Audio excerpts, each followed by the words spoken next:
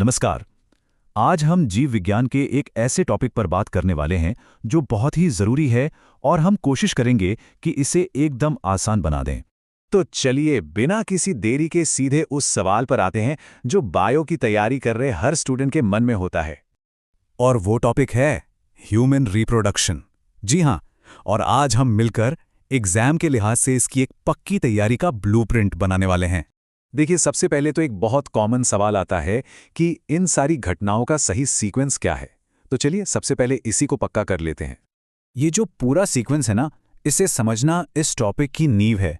एक बार ये पूरा फ्लो समझ में आ गया तो समझिए आधा काम तो यहीं हो गया।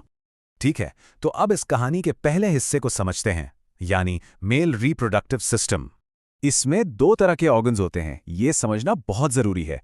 पहले हैं प्राइमरी सेक्स ऑर्गन्स। इन्हें आप समझिए कि ये फैक्ट्री हैं जहां स्पर्म बनते हैं, जैसे कि टेस्टीज। और फिर आते हैं सेकेंडरी सेक्स ऑर्गन्स, जो उस बने हुए स्पर्म को ट्रांसपोर्ट करने और सपोर्ट करने का काम करते हैं, मतलब पूरा का पूरा ट्रांसपोर्टेशन नेटवर्क।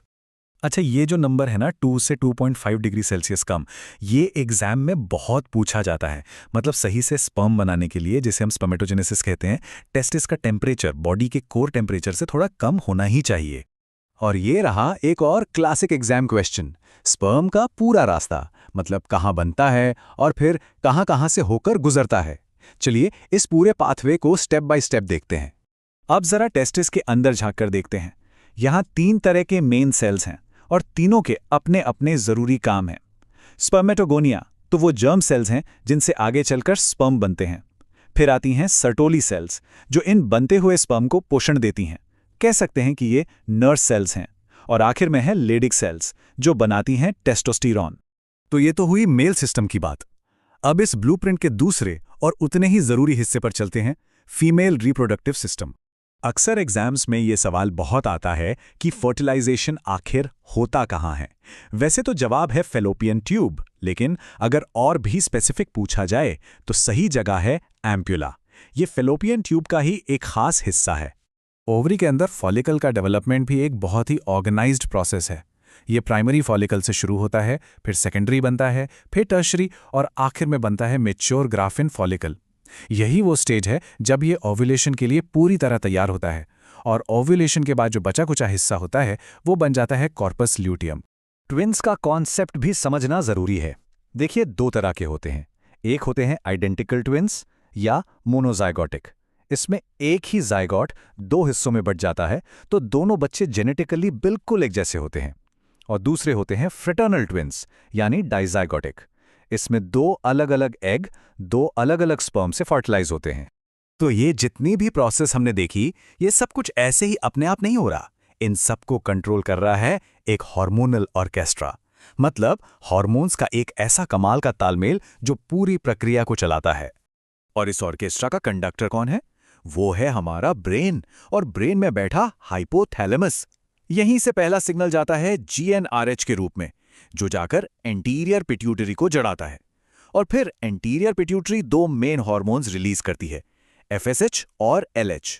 अब ये जो FSH और LH हैं, ये दोनों मेल और फीमेल दोनों में काम करते हैं, लेकिन इनके काम थोड़े अलग हैं।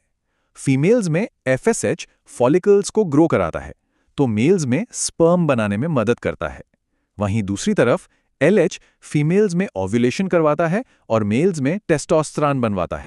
और फीमेल साइकिल में जो सबसे बड़ा सबसे ड्रामेटिक इवेंट है वो है LH सर्ज।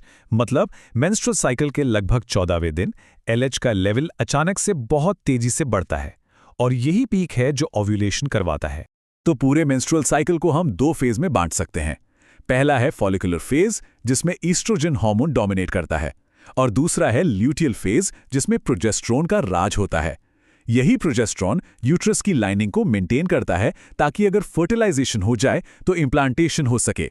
चलिए अब उस पल की बात करते हैं जहां ये सब कुछ आके मिलता है, मतलब फर्टिलाइजेशन और इम्प्लांटेशन।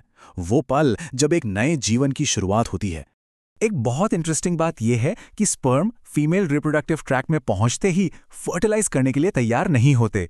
उन्हें कुछ घंटे लगते हैं एक फाइनल मैचुरेशन स्टेप के लिए, और इसी प्रोसेस को कहते हैं कैपेसिटेशन।